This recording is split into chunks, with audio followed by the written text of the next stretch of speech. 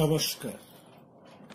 প্রাণারামের মাধ্যমে সম্প্রচারিত ভারত কথার গ্রন্থি মোচনের 639তম পর্বে আপনাদের সবাইকে জানাই সাদর সম্ভাষণ। মহামতি অনন্তলালের পরম আশীর্বাদে আমরা শুনে চলেছি পূর্ণ ভারত কথা।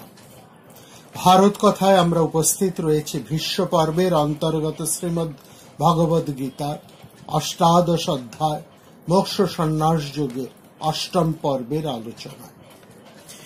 গত পর্বের আলোচনায় আমরা শুনেছি অর্জুন শ্রীকৃষ্ণকে বলছেন যে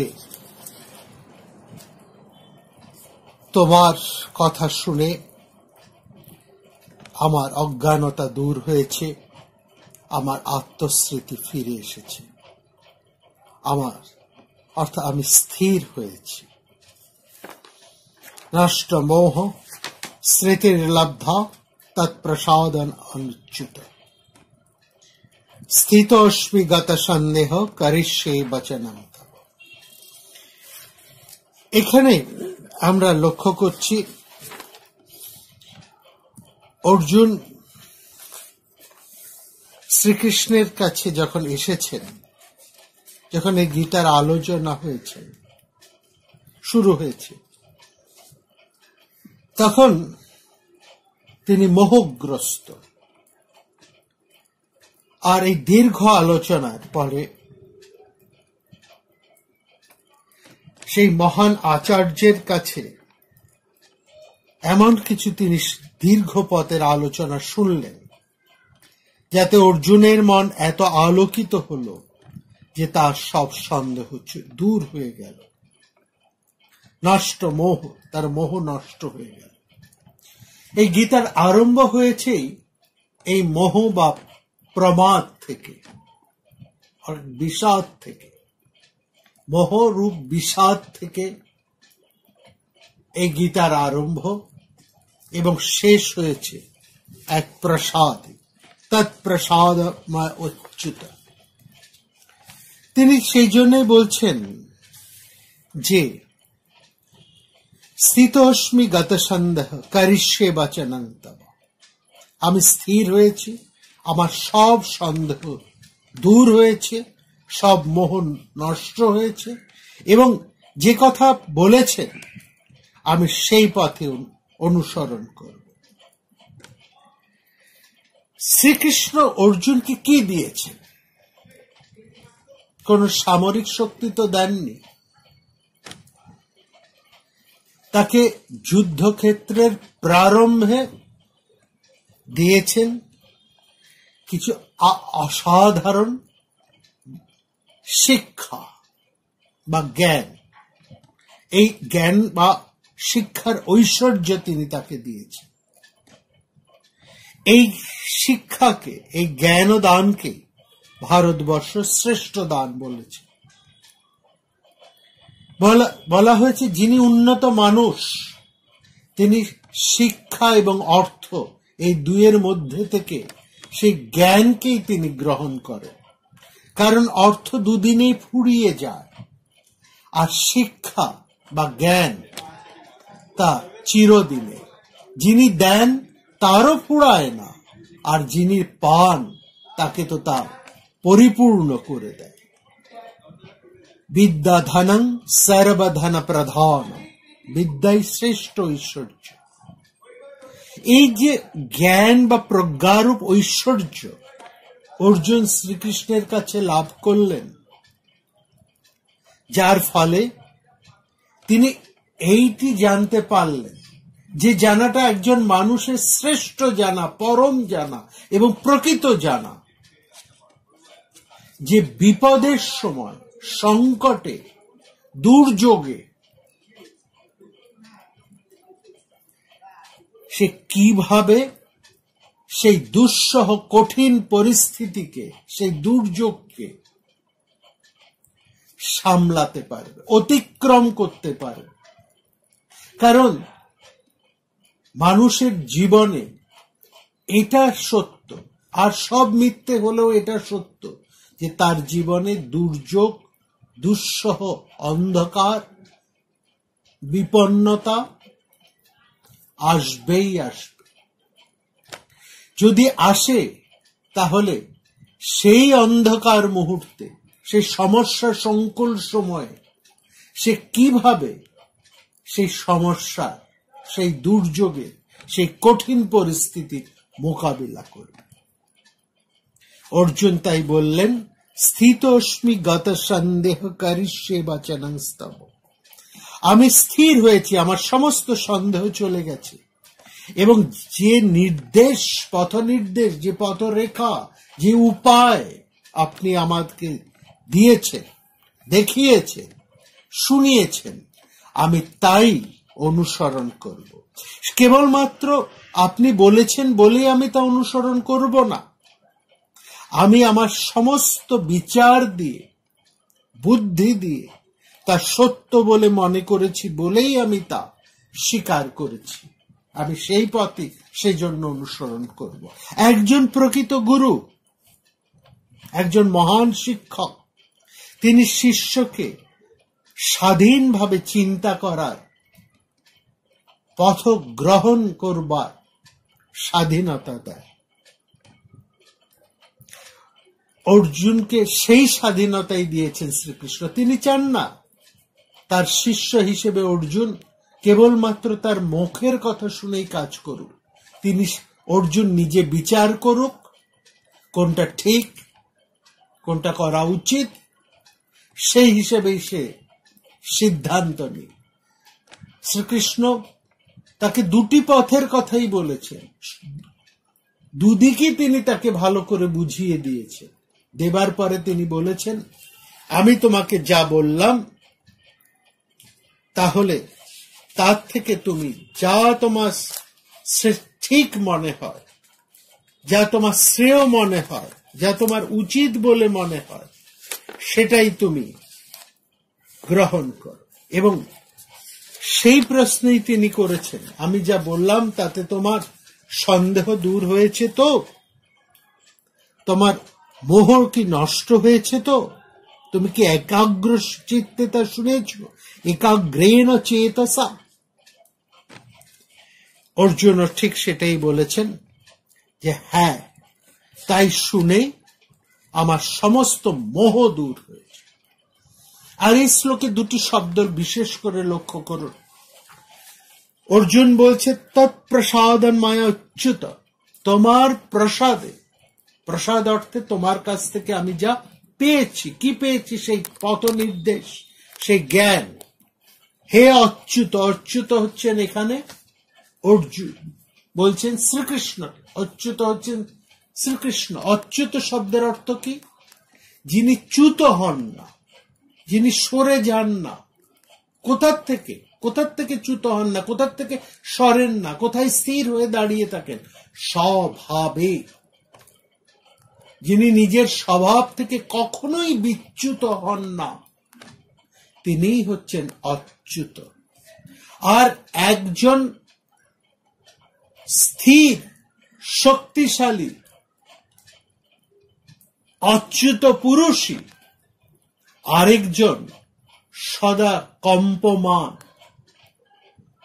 অস্থির, মোহগ্রস্ত মানুষকে দু হাতে শক্ত করে ধরে একটা স্থির ভূমির উপর দাঁড় করাতে পারে। যে মানুষ নিজেই সদাকম্পিত, টলমল করছে, সে আরেকজনকে কি করে স্থির করে দাঁড় করাবে? ডাঙার শক্ত ভূমিতে যে দাঁড়িয়ে আছে সে জলে নিমগ্ন, মানুষকে শক্ত করে টেনে তুলে দাঁড়া করাতে পারে। কিন্তু একজন ডুবন্ত মানুষ কি আরেকজন ডুবন্ত মানুষকে তুলে ধরতে পারে, বাঁচাতে পারে? সেজন্য একজন অচ্যুতর পক্ষেই আরেকজন মোহগ্রস্তকে স্থির করতে পারে। এখানে শ্রীকৃষ্ণ সেটাই করেছেন, অচ্যুত কি করেছেন, এবং তার ফলেই অর্জুন বলতে পেরেছেন আস্থিত হস্মি, আমি স্থির হয়েছি, আমি আমার কি করা উচিত সেটাতে আমি স্থির হয়েছি, সেই বুদ্ধি আমার হয়েছে। বলছেন স্মৃতির লব্ধা, আমার সেই স্মৃতি ফিরে এসেছে। স্মৃতি কখন? স্মৃতি অর্থাৎ জ্ঞান, কি করব কি করব না, যখন আমরা মোহগ্রস্ত হই তখন আমরা কিং কর্তব্য বিমূঢ় হয়ে পড়ি। কি করা উচিত কর্তব্য বোধটা আমাদের নষ্ট হয়ে যায়। এই জন্য বলে বিপদে মাথা ঠান্ডা রাখো। মাথা ঠান্ডা রাখো মানে স্থির থাকবে। স্থির হলেই বিপদ তাড়নের উপায়টি তুমি সঠিকভাবে নির্ধারণ করতে পারবে। আর অস্থির হলে কোনো মতেই তুমি নিজেকে পরিত্রাণ করতে পারবে না, বিপদ থেকে বাঁচার উপায়টি নির্ধারণ করতে পারবে না। এইটি হচ্ছে স্থির এবং অচ্যুত এই দুটি শব্দের তাৎপর্য। এখানে লক্ষ্য করুন এই শ্রীকৃষ্ণের এই ভূমিকাটি। আমরা শ্রীকৃষ্ণকে এই দীর্ঘ মহাভারতের আলোচনায় আমরা তো তার একেবারে জন্ম, বাল্য, কৈশোর থেকে তাকে এতদিন পর্যন্ত দেখে এসেছি। এখানে আমরা তার পরিচয় পেয়েছি, দেখেছি তিনি এক গোপ পল্লীতে তিনি মানুষ হয়েছে, বেড়ে উঠেছেন সেখানে। ধীরে ধীরে তার মধ্যে অপরিসীম বুদ্ধি, অপরিসীম শক্তি, মেধা, ধৃতি, ক্ষমতা, দূরদৃষ্টি, প্রজ্ঞা এসব আমরা দেখেছি। তিনি কি করে অতি সামান্য এক বালক থেকে এক বিচক্ষণ দূরদৃষ্টি সম্পন্ন মানুষ হয়ে উঠেছেন। কি অসীম প্রজ্ঞা তার, কি বিচক্ষণতা, কি শক্তি, এবং যার ফলে এই দূরদৃষ্টির ফলে এক রাজনৈতিক দূরদৃষ্টি তার, কি অপূর্ব প্রজ্ঞা শক্তি গভীর, যার ফলে তিনি ভারতবর্ষের রাজনৈতিক ইতিহাসের মূর্ধায় দাঁড়িয়ে আছে। এই পরিচয় আমরা তাকে পেয়েছি। কিন্তু ভীষ্ম পর্বের এই পর্যায়ে এসে এই মহাযুদ্ধের প্রাক্কালে প্রমাদগ্রস্ত অর্জুনকে তিনি যেভাবে স্থির করে যুদ্ধে আবার তাকে মতি ফিরিয়ে আনলেন, তার কর্তব্য কর্মে তাকে যেভাবে উত্তিষ্ঠ আবার দাঁড় করালেন, নিয়োজিত করলেন, প্রচোদিত করলেন, যে এক বিশাল শিক্ষকের ভূমিকা। এবং সেখানে তাকে দেখছি তিনি নিজে সেই ঈশ্বরের পর্যায়বাচক হয়ে গেছে। এই জায়গাটা আমরা ধরতে পারি না, এই জায়গাটা বুঝতে আমাদের। আর বাদ বাকি সমস্ত শ্রীকৃষ্ণের শক্তিমত্তা, বুদ্ধিমত্তা, তার প্রজ্ঞা, তার ধী, তার কূটবুদ্ধি, তার রাজনৈতিক বিচক্ষণতা, সবকিছুকে আমরা অনুধাবন করতে পারি, বুঝতে পারি। এখানে এসে যেন সবকিছু আমাদের কেমন গোলমাল হয়ে যায়। আসলে শ্রীকৃষ্ণ যে ভূমিতে প্রতিষ্ঠিত আর আমরা সাধারণ মানুষেরা যে ভূমিতে দাঁড়িয়ে আছি, দুইয়ের মধ্যে এত দূরস্থ ব্যবধান যে আমরা তাকে সেভাবে বুঝতে পারি। আমরা মনে করি শ্রীকৃষ্ণ আমাদের মতনই একজন মানুষ। হ্যাঁ, তার মধ্যে অধিক বিচক্ষণতা, অধিক প্রজ্ঞা, অধিক দূরদৃষ্টি রয়েছে, যার ফলে তিনি এই সবের জন্য সেই সময়ের, তার সময়ের একজন বিরাট মানুষ। আমরা কি তার সমসাময়িক কোনো মানুষই তাকে সঠিকভাবে মূল্যায়ন করতে পারেনি, ধরতে পারেনি, বুঝতে পারেনি, এক দুজন ছাড়া। তিনি একেবারে ঈশ্বর, অর্থাৎ তিনি কিভাবে সেই ঈশ্বরে প্রতিষ্ঠিত হলেন, এটাই হচ্ছে আমাদের ভারতবর্ষের অধ্যাত্ম শাস্ত্রের, অধ্যাত্ম ইতিহাসের মর্ম কথা। অর্থাৎ তুমি যদি তোমার প্রকৃত পরিচয়কে জানো, তোমার সত্য স্বরূপকে, তোমার স্বভাবকে তুমি যদি ঠিকভাবে উপলব্ধি করো, জানো, মুখস্থ নয়, অন্তস্থ করে তাকে যদি সঠিকভাবে উপলব্ধি করতে পারো, তোমার উপলব্ধি যদি খাঁটি হয়, প্রকৃত হয়, তাহলে তুমি তাই হয়ে যাবে। যে ব্রহ্ম সেই বিরাটকে জানে, সে নিজেই ব্রহ্ম হয়ে যায়। এইটি হচ্ছে শ্রীকৃষ্ণ, সেই পুরুষ, সেই বিরাট পুরুষ যিনি যোগস্থ হয়ে এই গীতার কথা উচ্চারণ করেছেন অর্জুনের কাছে। যোগ পুরুষ তিনি, যোগযুক্ত হয়ে এই গীতার কথা উচ্চারণ করেছে, যে কথা আমরা পরে শুনবো। শ্রীকৃষ্ণ নিজেই বলবেন, আমি তোমাকে যোগযুক্ত হয়ে সেই গীতার কথা বলেছিলাম। এই তিনি বিরাট এক যোগী পুরুষ, যোগযুক্ত হয়ে আছেন তিনি। এবং এই অবস্থায় তিনি নিজের আত্মস্বরূপকে তিনি উপলব্ধি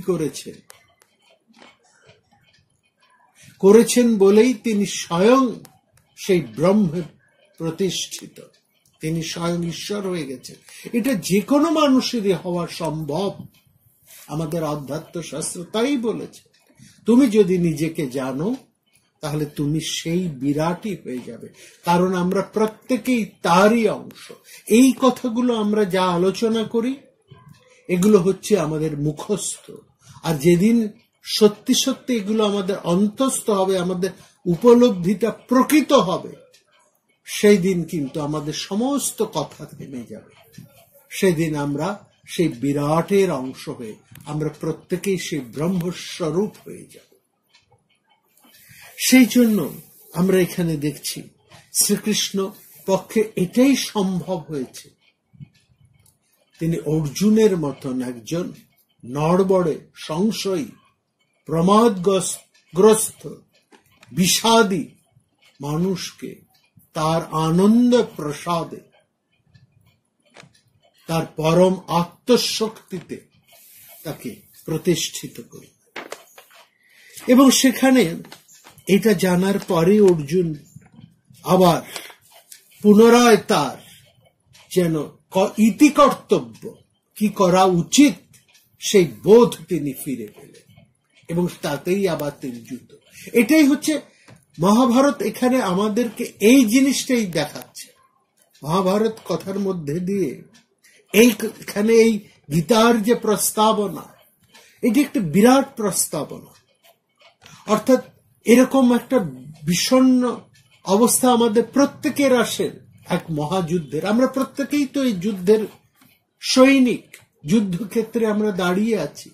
যখন এরকম একটা যুদ্ধ, বিপদ, দুর্যোগ আমাদের জীবনে আসে, আমরা আমাদের কি করা উচিত তা হারিয়ে ফেলি, সেই বুদ্ধি আমরা হারিয়ে ফেলি। আমরা মোহগ্রস্ত হয়ে যাই, বিষাদগ্রস্ত হয়ে যাই, অস্থির হয়ে পড়ি, আমাদের কর্তব্য জ্ঞান সব লোপ পায়, কিং কর্তব্য বিমূঢ় হয়ে যায়।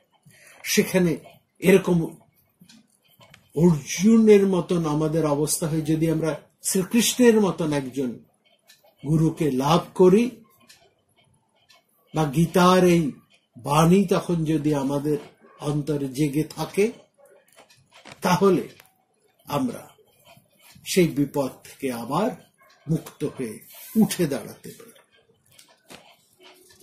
যদি সেই সদ্গুরুর এটাই হচ্ছে কৃপা। এখানে এবার আমরা দেখছি সঞ্জয়। সঞ্জয় খোদ শুনেছেন। এই জায়গাটায় আমাদের কিছু প্রশ্ন থাকে। এতক্ষণ যে দীর্ঘ আলোচনা হয়েছে, শিক্ষক রূপী, আচার্য রূপী শ্রীকৃষ্ণ তার শিষ্য রূপী অর্জুনকে যা বলেছেন, সেই কথা শুনেছেন সঞ্জয়। সঞ্জয়ের মুখ থেকে শুনেছেন ধৃতরাষ্ট্র, শুনেছি আমরা। তাহলে শ্রবণকর্তা হচ্ছেন তিনজন, বলা ভালো দুজন। কে? এক হচ্ছে সঞ্জয়, আর সঞ্জয়ের মাধ্যমে শুনেছেন ধৃতরাষ্ট্র। আর তার থেকে এখন আমরা শুনছি। এখন আমাদের এখানে একটা প্রশ্ন আসে যে সরাসরি শুনেছেন অর্জুন আর সঞ্জয়। অর্জুন একেবারে উঠে দাঁড়িয়ে বলছে, হ্যাঁ, আমার সমস্ত মোহ দূর হয়ে গেছে, আমার সমস্ত সংশয় থেকে আমি মুক্ত, আমি বুঝতে পেরেছি এখন আমার কি করা উচিত, আমি নিঃসংশয় নির্ভয়, এখন কি করা উচিত সেটা আমি বুঝেছি, আমি সেটাই করব, যা করা আমার উচিত তাই আমি করব। আর শুনেছেন সঞ্জয়, সঞ্জয়ের প্রতিক্রিয়া এবার আমরা শুনছি। সঞ্জয় কি বলছেন? বলছে, আমি কৃষ্ণ এবং অর্জুনের এই অদ্ভুত রোমাঞ্চকর কথাবার্তা শুনলাম। শুনে রোমাঞ্চিত হয়ে উঠেছেন সঞ্জয়। ইত্তহং বাসুদেবস্য পার্থস্য চ মহাত্মনা সংবাদম ইমম অশ্রোষম। শ্রীকৃষ্ণ এবং মহাত্মা অর্জুনের মধ্যে এইরকম কথাবার্তা আমি শুনতে পেলাম। মহানুভব, মহাত্মা মানে মহানু কথা, অর্জুন তো তাই ছিলেন, মহানুভব ছিলেন। এবং এই সংবাদ, এই কথাবার্তা শুনলাম, অশ্রৌষম, আমি শুনতে পেলাম। সেই কথাবার্তা কিরকম? অদ্ভুতম, অদ্ভুত বলছে বিস্ময়কর। অদ্ভুত মানে এখানে রোমহর্ষণ, রোমাঞ্চকর, যা শুনলে আনন্দে রোম আমাদের দাঁড়িয়ে পড়ে, খাড়া হয়ে ওঠে। এটা হচ্ছে সঞ্জয়ের প্রথম প্রতিক্রিয়া। এই কথা শোনার পর সঞ্জয়ের প্রতিক্রিয়া আমরা, অর্জুনের প্রতিক্রিয়া আমরা শুনেছি গত পর্বে। আজকে আমরা শুনছি সঞ্জয়ের প্রতিক্রিয়া, কারণ তিনিও শুনছেন। আমরা বলছি বক্তা একজন, শ্রবণকারী হচ্ছেন দুজন, সঞ্জয় এবং অর্জুন এবং সঞ্জয়। সঞ্জয়ের মধ্যে দিয়ে আরেকজন শুনছেন। সঞ্জয়ের যা তিনি শোনাচ্ছেন, যা তিনি ন্যারেট করছেন, যা ধারা বিবরণী তিনি দিচ্ছেন, ধৃতরাষ্ট্র। তাহলে এখানে অর্জুনকে বাদ দিলে আরো যে দুজন শুনছেন, তারা হচ্ছেন একজন সঞ্জয়, আরেকজন হচ্ছেন ধৃতরাষ্ট্র। এই শ্রবণকারী তিনজন লোক রয়েছে। একজন হচ্ছেন, ভালো করে এই জায়গাগুলোকে আপনারা একটু লক্ষ্য করুন, একজন শ্রবণকারী হচ্ছেন অর্জুন, একজন শ্রবণকারী হচ্ছেন সঞ্জয়, আরেকজন শ্রবণকারী হচ্ছেন ধৃতরাষ্ট্র।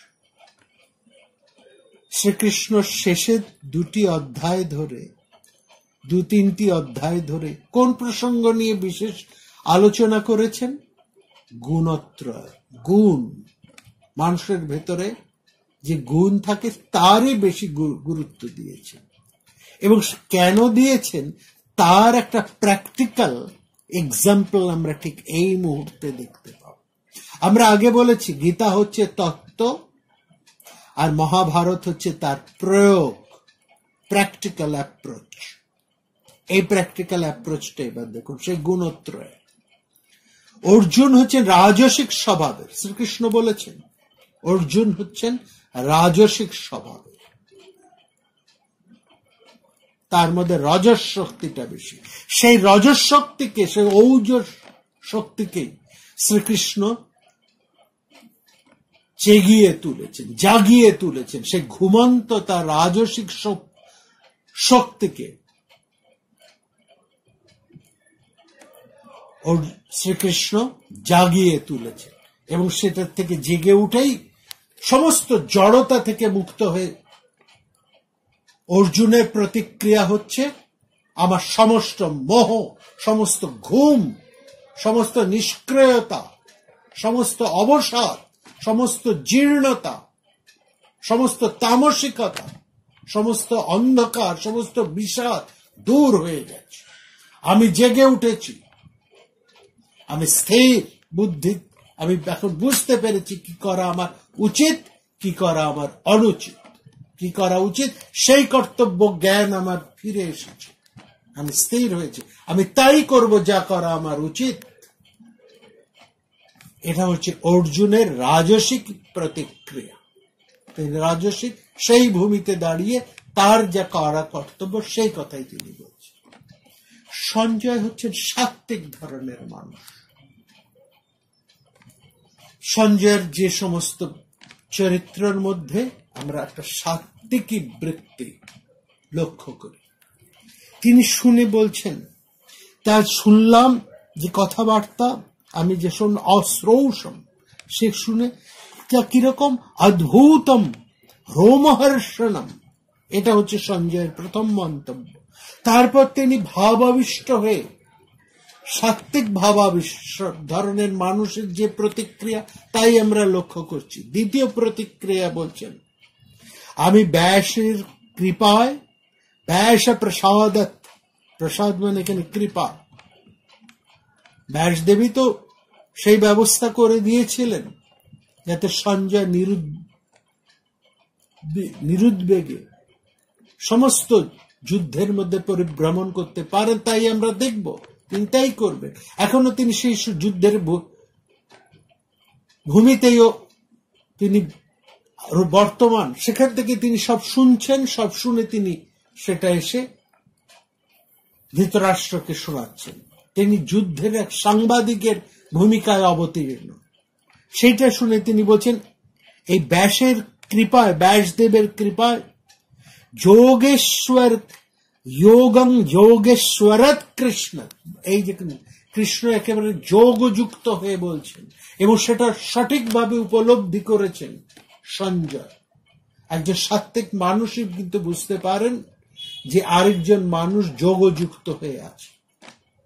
বলছে যোগেশ্বরত কৃষ্ণ সাক্ষাৎ কথায়ত স্বয়ং, ব্যাসদেবের কৃপায় যোগেশ্বর কৃষ্ণের মুখ থেকে প্রত্যক্ষভাবে স্বয়ং মানে প্রত্যক্ষভাবে আমি অতীব গুহ্য যোগ তত্ত্ব শুনেছি।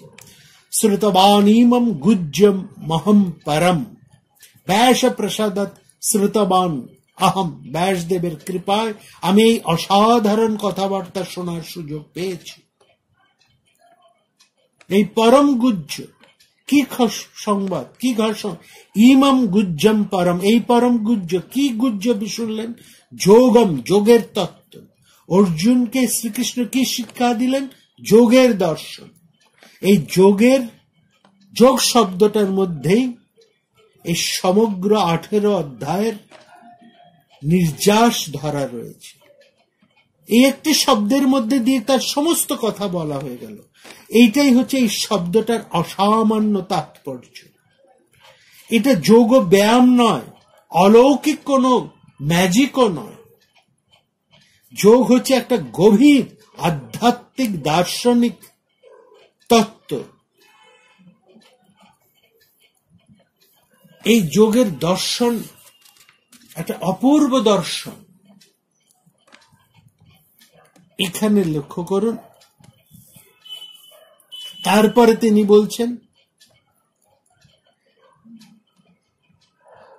হে রাজা, এবার ধৃতরাষ্ট্রকে তিনি বলছেন, হে রাজা, রাজম সংবৃত্ত সংবাদিমম অদ্ভুতম।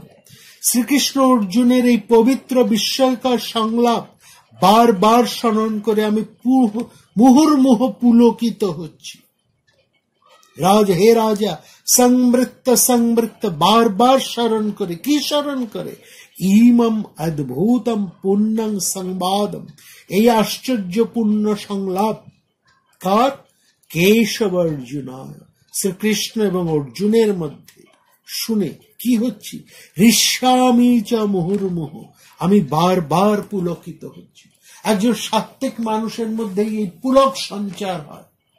একজন রাজসিক মানুষের মধ্যে তেজের উন্মাদনা জেগে ওঠে, তিনি তেজিয়ান হয়ে ওঠেন। তার যে শক্তি, তার যে আত্মবীর্য, তা জেগে ওঠে। আর এক সাত্ত্বিক ভাবের মধ্যে আনন্দের সঞ্চার হয়, পুলকের সঞ্চার হয়। দুজনের মধ্যে দু ধরনের প্রতিক্রিয়া এখানে ঘটছে, এটা বিশেষ ভালো করে লক্ষ্য করুন। সঞ্জয়কে বলেছেন যে এক অদ্ভুত, বারবার আমার মধ্যে তা পুলক সঞ্চার হচ্ছে। এবং শুধু তাই না, তিনি বলেই চলেছেন, তারপরেও বলেছেন তচ্চ সংবৃত্ত রূপম অদ্ভুতম হরে বিস্ময় মে মহান রাজন ঋষ্যামি চ পুনঃ পুনঃ। তার এই বিস্ময়, পুলকিত, এই পুলক, রোমহর্ষণ আনন্দ, এক গভীর আনন্দ যা ভেতর থেকে উপচে উপচে ওঠে, ঘড়া ঘড়া উপচে উপচে ওঠে ভেতরে। ভেতরে এত আনন্দ, এত যাবে যেন সাগর হৃদয় থেকে প্রকাশিত হচ্ছে, সাগরের ঢেউ। বলছে বারবার যখন আমি স্মরণ করছি, সেই সঞ্জয় তার অনুভূতিকে প্রকাশ করছেন এবং সেটা বলে তিনি শেষ করতে পারছেন না। তার মধ্যে দিয়ে ওই একটি কথাই বলেছে, এই মহাভাব, এই মহারূপ, তাকে কি আর বাক্যে প্রকাশ করা সম্ভব? বাক্য সেখানে সামান্য হয়ে যায়। সেই অপূর্ব রূপ আমাদের সমস্ত চোখ যেন চর্মচক্ষু যেন ধরতে পারে না। সেই অপূর্ব সংবাদ আমাদের এই ভাষা তাকে ধরতে পারে না। সমস্ত কিছু তার কাছে কতটা ন্যূনতম, কতটা ক্ষমতাহীন, কতটা নিঃস্ব, তা তখনই বোঝা যায় যখন আমরা সেই বিরাটকে বুঝি। আমরা বলি না যে কি আনন্দ হচ্ছে, ওরে আমি বোঝাতে পারছি না, এ বোঝানো যায় না। সেই বিরাট যখন আসেন, শব্দের পারে যিনি, তাকে কি আর সামান্য শব্দ দিয়ে ধরা যায়? একটা ধরার প্রচেষ্টা মাত্র, এই চেষ্টাটুকুই লক্ষ্য করুন। সঞ্জয়ের মধ্যে দিয়ে তা প্রকাশ পাচ্ছে, একজন সাত্বিক কি প্রকাশ। সেখানে তিনি বারবার বলছেন, আবার বলছেন তিনি সেই কথা, বারবার তিনটি শ্লোকে তিনি বলছেন। কি বলছেন? সেই একই কথা, সংস্মৃত। তা যখন আমি বারবার স্মরণ করছি, কি স্মরণ করছেন? রূপম অদ্ভুতম হরে, শ্রীহরির সেই অতি অদ্ভুত রূপ, শ্রীকৃষ্ণের বিশ্বরূপ। বিস্ময় মে মহান, আমার মহাবিস্ময় উপস্থিত হচ্ছে। ঋষ্যামি চ পুনঃ পুনঃ, আমি প্রতি মুহূর্তে আনন্দে পরিপূর্ণ হচ্ছি। শ্রীকৃষ্ণের এই বিশ্বরূপের কথা আজও যেন বহু মানুষকে অনুপ্রাণিত করে চলেছে। দিবি সূর্য সহস্রস্য ভবে যুগপ উদ্যুত্থিতা यदि ভাসদৃশি সা স্যাদ ভাসন্তস্য মহাত্মনা। সেই দীপ্তি, বিশ্বাকাশের সেই দীপ্তি যেন সহস্র সূর্যের উদয়। সঞ্জয় এই শ্লোকে সেই বিশ্বরূপ দর্শনের অনির্বচনীয় অভিজ্ঞতা, তার ব্যক্তিগত অনুভূতির কথা ব্যক্ত করছেন। এ কথা বলার পর তিনি শেষ শ্লোকে তার অন্তিম কথাটাকে যেন কোনো মতে তিনি প্রকাশ করছেন। সেই প্রকাশটা হচ্ছে এক গভীর প্রত্যয়ের থেকে তিনি উদ্ঘোষণ করছেন সেই মহাসত্য। একজন সাত্ত্বিকী হৃদয়ের থেকে এই মহাসত্য কিভাবে উদ্ঘোষিত হয়, সেটাই হচ্ছে। এরকম আমরা বেদের মধ্যে এই জিনিস লক্ষ্য করেছি। একজন ঋষি যখন, ঋষির সামনে সেই মন্ত্র যখন সত্য হয়ে এসে দেখা দেয়, অর্থাৎ ঋষি যখন তার দৃষ্টি দিয়ে সেই সত্যকে উপলব্ধি করেন, যেন তিনি তাকে পরিষ্কার এই চর্মচক্ষু দিয়ে দেখতে পাচ্ছেন, এমনই তার অনুভূতি হয়। সেই জন্য ঋষিকে বলেন, প্রত্যেক ঋষি হচ্ছে দর্শনকারী, তারা দ্রষ্টা, তারা দেখেন এই সত্যকে, তারা এই চর্মচক্ষু দিয়েই যেন পরিষ্কার দেখতে পাচ্ছেন। এই জন্য ঋষিকে বলা হয় দ্রষ্টা। এই ঋষি হচ্ছে একজন সাত্ত্বিকী হৃদয়। এই সাত্ত্বিক হৃদয়ের মধ্যেই সেই অপূর্ব সত্য পরিস্ফুট হয়, সত্য তাকে ধরা দেয় অনুভবী দৃষ্টিতে, অনুভবী হৃদয়ে, এক সত্য হৃদয়ের মধ্যে। এবং তখন ঋষির কি অবস্থা হয়? এই সঞ্জয়ের মতন। সেখানেও বেদের মধ্যে ঋষিরা দেখছেন, কেউ হাসছেন, কেউ নাচছেন, কেউ বিমূঢ় হয়ে যাচ্ছেন, কেউ ধ্যানমগ্ন স্তব্ধ হয়ে পড়ছেন। সেই বিশালকে অনুভব করে, সেই সত্যকে জেনে, তাকে হৃদয় ধারণ করে তারা হচ্ছে, প্রথমে তাদের মধ্যে রোমাঞ্চ, তারপরে তাদের মধ্যে নৃত্য, তারপর তাদের মধ্যে এক অপূর্ব উন্মাদনা, এবং সব শেষে তারা ধ্যানমগ্ন হয়ে যায়। সেই ধ্যানমগ্ন হৃদয় থেকেই সেই সত্য তখন প্রকাশিত হয় মন্ত্রের মতো। সেই মন্ত্রই এখন প্রকাশিত হচ্ছে সঞ্জয়ের মধ্যে থেকে। দেখুন কি বলছেন সঞ্জয়, यत्र योगेश्वर कृष्ण यत्र पार्थ धनुर्धरः तत्र श्रीर्बीजय भूति ध्रुवा नीतिर्मतिर मम। একেবারে সম্পূর্ণ সার সত্য উদ্ঘোষিত হলো সঞ্জয়ের মুখ থেকে। বলছেন যেখানেই যোগেশ্বর কৃষ্ণ, যেখানেই গান্ডীবধারী অর্জুন, সেখানেই সমৃদ্ধি, সেখানেই জয়, সেখানেই কল্যাণ এবং সেখানে অবিচল নীতি। এই আমার দৃঢ় প্রত্যয়। যত্র, যেখানে যোগেশ্বর কৃষ্ণ, কৃষ্ণকে কি কৃষ্ণের কথা এখানে বলছেন? এখানে বলছেন না যে কূটবুদ্ধি সম্পন্ন, রাজনৈতিক সম্পন্ন, মহাধুরন্ধর সেই কৃষ্ণের বিশেষণ না। এখানে কৃষ্ণের বিশেষণ নয় তিনি অসীম ব্যক্তিত্ব সম্পন্ন। এখানে কৃষ্ণের বিশেষণ নয় তিনি অসীম প্রজ্ঞাবান মাত্র। এখানে তার বিশেষণ নয় তিনি এক বিরাট পুরুষ মাত্র। এখানে তার বিশেষণটিকে লক্ষ্য করুন, যোগেশ্বর, যোগ বিশারদ কৃষ্ণ। যেখানে যোগ বিশারদ কৃষ্ণ, যোগেশ্বর কৃষ্ণ, এবং যেখানে यत्र पार्थ धनुर्धर, যেখানে গান্ডীবধারী অর্জুন, অর্থাৎ যেখানে একজন প্রচন্ড কর্মবীর আর একজন শান্ত ব্যক্তিত্ব, প্রজ্ঞা পরিপূর্ণ মহান আচার্য স্বয়ং ঈশ্বরের ভূমিতে যিনি আত্মজ্ঞান লাভ করেছেন, যিনি স্বয়ং ব্রহ্ম, তাকে জেনে যিনি স্বয়ং ব্রহ্ম সাযুজ্য লাভ করে স্বয়ং ব্রহ্ম হয়ে গেছেন, যিনি নিজেকে জেনে, সেই পরমকে জেনে যিনি সেই ঈশ্বরের প্রতিষ্ঠিত। এই জন্যই শ্রীকৃষ্ণকে বারবার গীতায় বলা হয়েছে, একমাত্র এই জায়গায় বলা হয়েছে ভগবান, শ্রী ভগবান উবাচ। এই জন্য ব্যাস এখানে একমাত্র বলেছেন শ্রী ভগবান উবাচ। আর অন্যান্য জায়গায় শ্রীকৃষ্ণকে বহু নামে ব্যাস উল্লেখ করেছেন, সম্বোধন করেছেন, কিন্তু ভগবান বলেছেন এই এক জায়গায়, ঈশ্বর বলেছেন এক জায়গায়। কারণ এই জায়গায় শ্রীকৃষ্ণ যোগযুক্ত হয়ে, যোগেশ্বর হয়ে তিনি সেই ভূমিতে প্রতিষ্ঠিত হয়ে দাঁড়িয়ে রয়েছেন, যেই ভূমিতে দাঁড়িয়ে একজন নিজেকে জেনে তিনি সে একজন ব্রহ্মকে জেনে সে ব্রহ্ম সাযুজ্য লাভ করেন, সে নিজেই সে ব্রহ্ম স্বরূপ। এখানে শ্রীকৃষ্ণ স্বয়ং ব্রহ্মস্বরূপ, আর তার এই স্বরূপতা প্রতিষ্ঠিত হয়েছে, ঈশ্বরত্ব প্রতিষ্ঠিত হয়েছে তার যে যোগ যুক্ত অবস্থা, তিনি এখানে যোগ বিষয়। এই জায়গাটা আমাদের বুঝতে হবে। এক অতুলনীয়, শান্ত, সমগ্র, পরিপূর্ণ মানুষ হিসেবে তিনি যেখানে রয়েছেন, স্বয়ং ব্রহ্মবিদ হিসেবে রয়েছে। তিনি স্বয়ং যেন এক আলোকবর্তিকা জ্বালিয়ে তুলেছেন এবং তার আলোতেই অর্জুন নয় সমগ্র বিশ্ব উদ্ভাসিত। সেই প্রদীপ থেকে আমরা প্রত্যেকটা প্রাণ, প্রত্যেক জাতি, কালে কালে, সর্বকালে, সমস্ত মানুষ, সমস্ত কালে তার সেই প্রদীপ থেকে সেই নিজেদের আত্মদীপকে প্রজ্বলিত করে নিতে পারে। এখানে বলছেন, এখানে আমরা কি লাভ করছি সেই শ্রীকৃষ্ণের কাছ থেকে?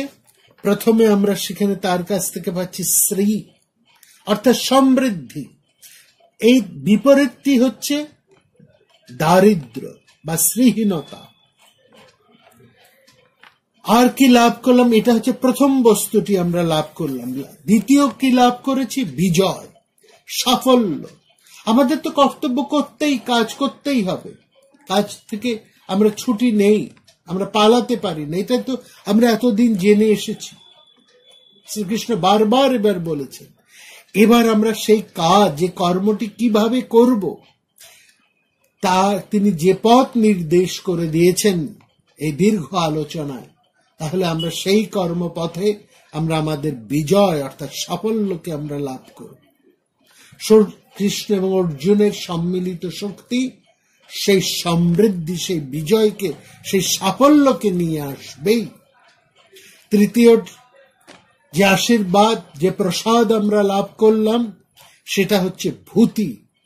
ভূতির শব্দের অর্থ হচ্ছে অভ্যুদয়, অর্থাৎ যা আছে তাকে রক্ষা করা এবং যা নেই তা পাওয়া, সর্বত্র কল্যাণের কথা।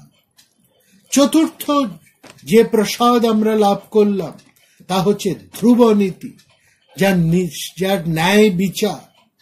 তাহলে আমরা এই চারটি জিনিস লাভ করলাম শ্রী, বিজয়, ভূতি এবং ধ্রুব নীতি, অর্থাৎ আর্থিক সমৃদ্ধি, জীবনের সাফল্য, কল্যাণ এবং উচ্চতর এক মূল্যবোধ এবং নৈতিক অর্থাৎ নৈতিক চেতনা। এই চারটি ফল এখানে আমরা পেয়েছি।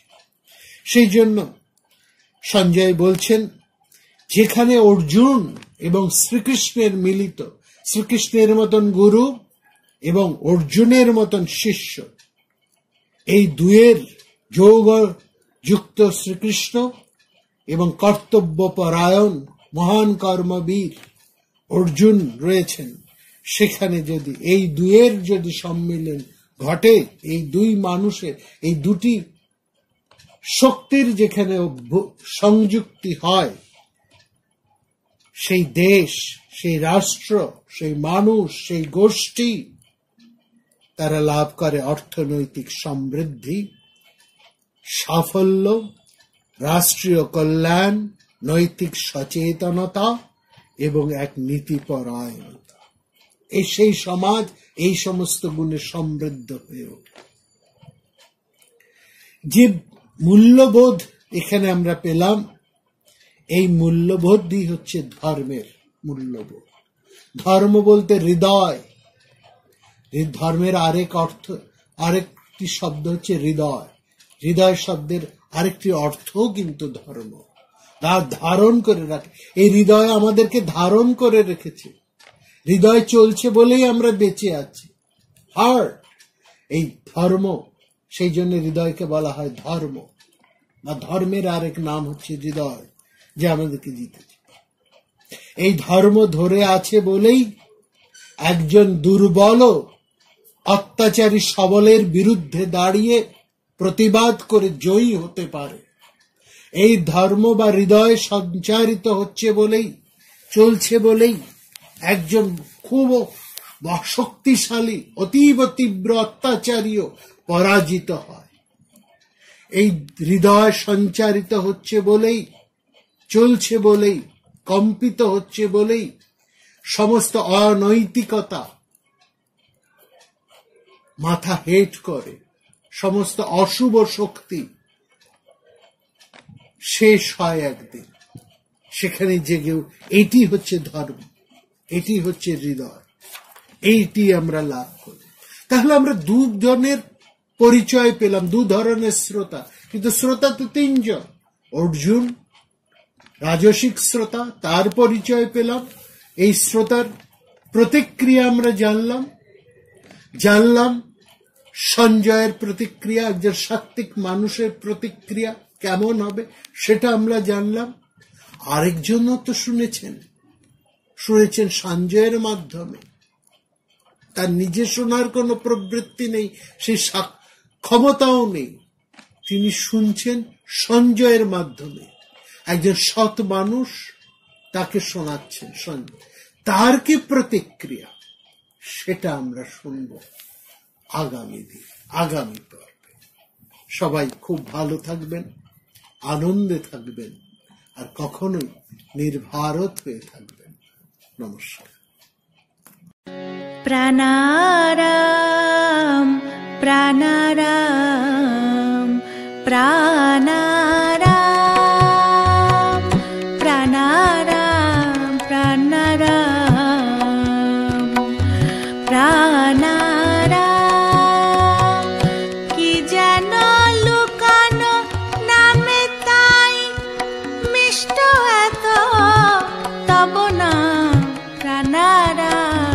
প্রাণারাম